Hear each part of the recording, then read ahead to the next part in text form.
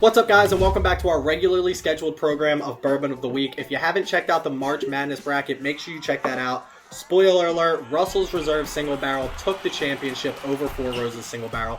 A lot of you guys had both of them in the final, and a lot of you picked Four Roses, and I don't blame you, because quite frankly, they're both really good bottles. But if this is your first time checking out one of our regular programs, this is what we do. Every Whiskey Wednesday at 5 p.m. we drop a video of a bourbon in my collection to determine where it falls on a ranking sheet and let you know if you should buy it or if you should pass on it.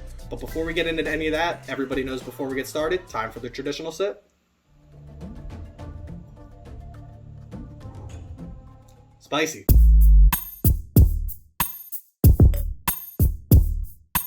So on this channel, we use three categories for the bourbon novice to figure out if you should buy a bottle or if you should pass on it. Those are price, taste, drinkability. We keep it really simple. Price, does the whiskey in the bottle command the price that it's asking for? Taste, does it taste good? Does it taste bad?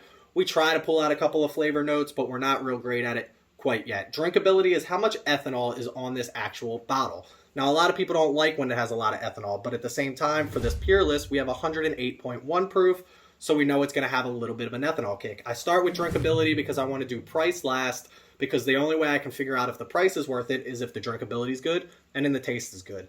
So let's get started on this one with drinkability first. Obviously, we want to know, does this sip easy or does it have a bit of an ethanol kick? And for 108.1 proof, I can tell you it doesn't sip that bad. It's actually pretty good. It definitely has an ethanol kick on it. But like I said, when you're talking almost 110 proof, you're kind of expecting something like that. So as for this bottle, they do have a lot of good verbiage on here. Non-chilled, filtered, strictly sweet mash, no water added, and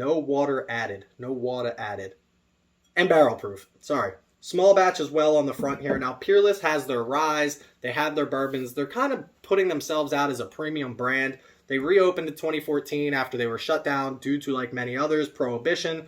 So they're trying to, they're in that $70 price range for their bourbon. They try to put out limited releases almost. They actually give you a number on here, 150508103, so you can figure out exactly what the bottle is. They used to update it on their website. I don't know if they do anymore. I couldn't find anything on this particular bottle. Undisclosed mash bill, non-age stated. We're guessing in that 4-year range, and we're also guessing in that 15 to 20% rye range. We know that rye is going to give us a little bit of a spicy kick. So when you're talking about 108 proof, you're talking about a 20% rye. This actually sips pretty good, and I'm going to give it a pretty good score on drinkability. Let's say like an 8.2, I think is a pretty fair spot for it. It does have a little bit of an ethanol kick, so if you're not looking for that, try and stay away from the barrel proofs for now. Maybe start with something a little bit easier. But if you do like that, you like that barrel proof rye spice, it's a pretty good bourbon, so try this out. 108.1 proof, 8.2 on drinkability. There you go. So our next spot's going to be taste on this, and the taste on this is a little complex. Now, the website says you're supposed to get floral notes and fruit notes and all that kind of stuff, but I really can't get past this rye spice, to be quite honest with you.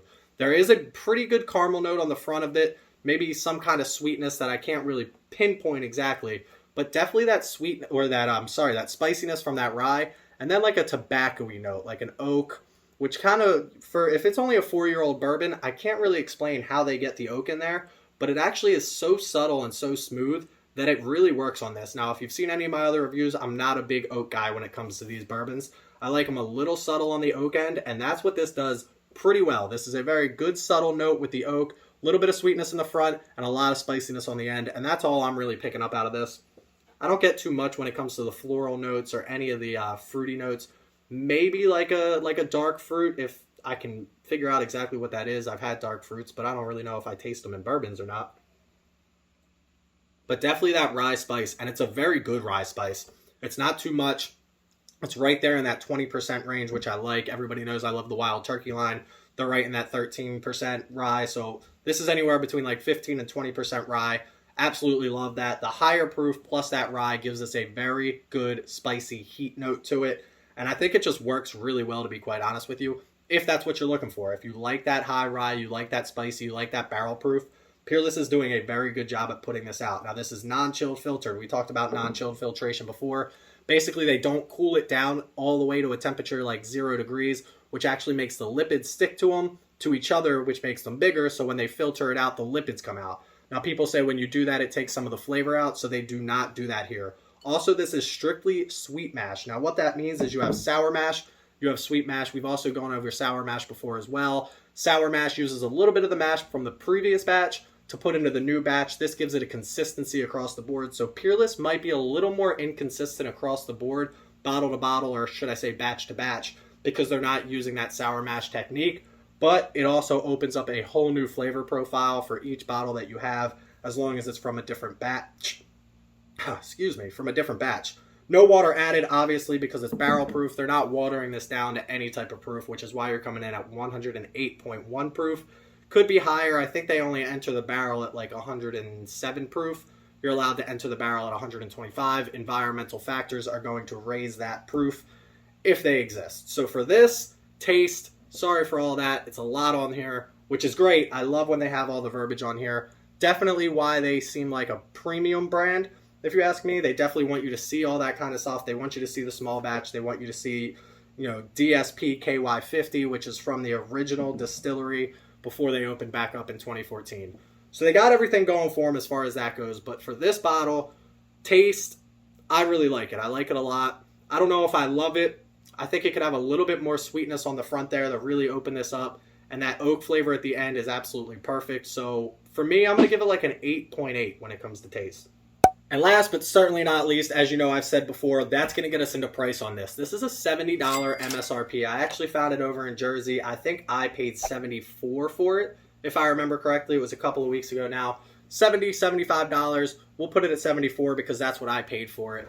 But $74 is not a bad price. Again, I think Peerless is trying to brand themselves as one of these premium bourbons. And they definitely have a great product, but there's nothing here telling me like screaming premium. There's not a 10-year age statement on it. I mean, you have like what do we have? We have Eagle Rare is usually is a 10-year. You have all these other ones. Old Ezra 7 is a 7-year. We have Baker's 7, which is 8 years, 8 months.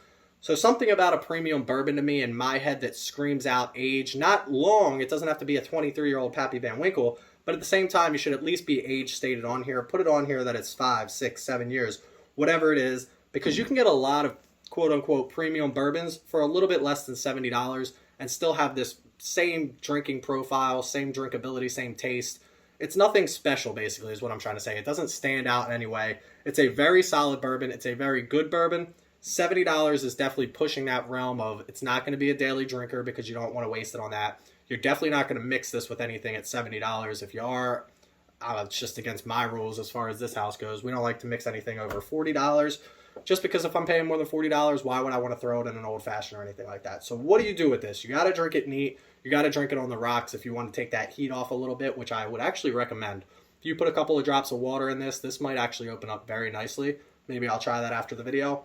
But $70, it's a tough ask. So I'm going to give this like a 7.2 when it comes to price.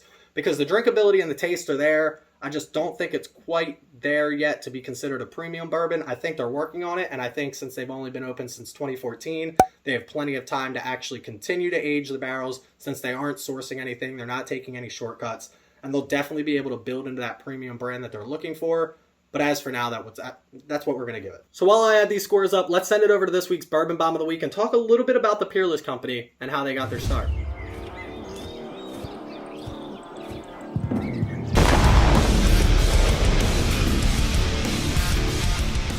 So for this week's Bourbon Bomb of the Week, we're going to go over a little bit of history on the Peerless Distilling Company. Originally called the Worsham Distilling Company, I hope that I'm saying that right, before it was taken over by a gentleman named Henry Craver. Now, Henry turned this in from an 8-barrel-a-day production up to a 200-barrel-a-day production. He hired all new people. He brought on all new machines. He actually turned this place all the way around to making a lot of bourbon. Now, this was great. And in 1897, we all know the Bottled and Bond Act came out, and they actually turned their warehouse into a federally bonded warehouse.